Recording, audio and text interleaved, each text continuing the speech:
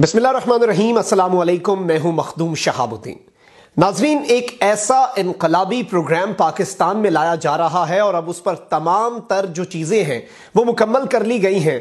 یہ انقلابی پروگرام حج کے حوالے سے ہے اور اس پروگرام کے تحت ہر پاکستانی، میں ریپیٹ کر رہا ہوں کہ ہر پاکستانی 2022 تک اور اس کے بعد مفت حج کی سعادت حاصل کر سکے گا اور اس کا تمام تر خرچہ جو ہے وہ حکومت پاکستان اٹھائے گی۔ یہ تھوڑا سا امپریکٹیکل لگ رہا ہوگا آپ کو، لیکن یہ منصوبہ پاکستان میں سب سے پہلے نافذ نہیں ہو رہا۔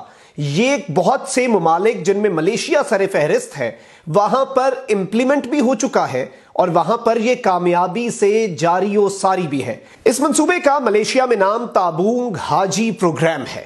تابونگ ملیشین زبان کا لفظ ہے جسے انگریزی میں مانیٹری فنڈ یا پھر مانیٹری بینک کہتے ہیں۔ اردو میں اسے حج فنڈ یا حج بینک کہا جا سکتا ہے۔ یہ تصور بڑا سادہ سا ہے۔ ایک شہری چند ہزار روپے کی چھوٹی سی رقم سے حکومت کے پاس مفت اکاؤنٹ کھلوائے گا۔ حکومت شہریوں سے جمع ہونے والی رقم کو علماء کی مشاورت سے حلال پروجیکٹس میں انویسٹ کرے گی۔ وہاں سے حاصل ہونے والا منافع شہری کے اکاؤنٹ میں جمع ہوتا رہے گا اور جو ہی حج کے لیے مطلوبہ رقم پوری ہوگی شہری کو حج پر بھیج دیا جائے گا۔ حج کے لیے مطلوبہ رقم کتنے عرصے میں مکمل ہوگی یہ اس بات پر منحصر ہے کہ کتنے شہری اس منصوبے میں دلچسپی کا اظہار کرتے ہیں اور حلال پروجیکٹس میں سرمایہ کاری کے لیے حکومت کے پاس کتنی بڑی رقم جمع ہو پاتی ہے۔ ملیشیا میں 1963 میں جب اس منصوبے کا آغاز ہوا تھا تو 1281 لوگوں نے 46,610 رنگٹ جو کہ ملیشین کرنسی ہے اس سے اکاؤنٹ کھلوائے تھے۔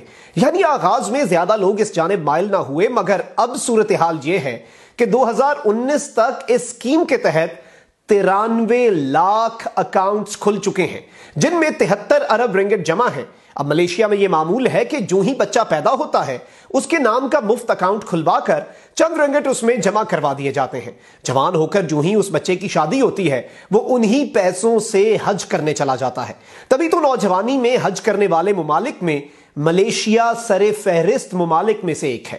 پاکستان کے ایک چارٹرڈ اکاؤنٹنٹ ہیں میاں عمران احمد۔ انہوں نے اس منصوبے کو سٹڈی کیا، پھر اس منصوبے کو وہ پاکستان کی جو اسلامی نظریاتی کاؤنسل ہے اس میں لے کر گئے۔ انہوں نے اس پر طویل بحث کی اور اس سب کے بعد اس پروپوزل کو اسلامی نظریاتی کاؤنسل کے چیئرمین ڈاکٹر قبلہ ایاز کو بھجوایا تو انہوں نے اسے اپنی کاؤنسل کے ممبران کے سامنے رکھا اور نہایت سنجیدگی کے ساتھ اس پر غور کیا۔ کاؤنسل کے دیگر ممبران نے بھی اس تجویز کو بہت پسند کیا اور بحث و مباحثے کے بعد اس کی منظوری دے کر وزارت مذہبی امور کو بھجوا دیا گیا، جہاں 1 سال کے مختصر عرصے میں تمام پہلوؤں کا جائزہ لے کر ایک ایکٹ تیار کر لیا گیا ہے۔ اب یہ مسودہ لاء ڈویژن کے پاس جا چکا ہے۔ کابینہ سے منظور ہونے کے بعد اس پروجیکٹ پر باقاعدہ کام شروع ہو جائے گا۔ تجویز ہے کہ ابتدائی طور پر پاکستانیوں کو 50,000 روپے سے اکاؤنٹ کھولنے کی دعوت دی جائے گی اور اگر زیادہ پاکستانیوں نے اس میں دلچسپی کا اظہار کیا تو 50,000 سے اکاؤنٹ کھولنے والا ایک شخص 3 سے 4 سال میں حج پر جا سکے گا، اور اگر کوئی بچہ محض 5,000 روپے سے اپنا اکاؤنٹ کھلوا لے تو 18 سال کی عمر تک پہنچتے پہنچتے اس کے اکاؤنٹ میں مطلوبہ رقم پوری ہو چکی ہوگی، یا یہ بھی ممکن ہے کہ ضرورت سے زائد رقم جمع ہو چکی ہو جو حکومت اسے واپس بھی کر دے گی۔ یوں یہ حج سستا نہیں بلکہ بالکل مفت تصور ہوگا، بلکہ ہو سکتا ہے کہ کچھ ایکسٹرا پیسے ہی اس شخص کو مل جائیں۔ خواتین و حضرات، اس منصوبے کی سب سے اچھی چیز یہ ہے کہ لاکھوں لوگ نوجوانی میں حج کرنے کے قابل ہو جائیں گے، اس لیے انہیں بوڑھے ہونے اور ریٹائرمنٹ کے بعد تک کا انتظار نہیں کرنا پڑے گا۔ اس حج اسکیم کو شروع کرنے کا کریڈٹ جہاں حکومت کو جاتا ہے وہیں اسے کامیاب بنانا بھی حکومت ہی کی ذمہ داری ہے۔ ابتدا میں لوگوں کو اس منصوبے کی طرف قائل کرنا پڑے گا اور انہیں اعتماد بھی دینا ہوگا۔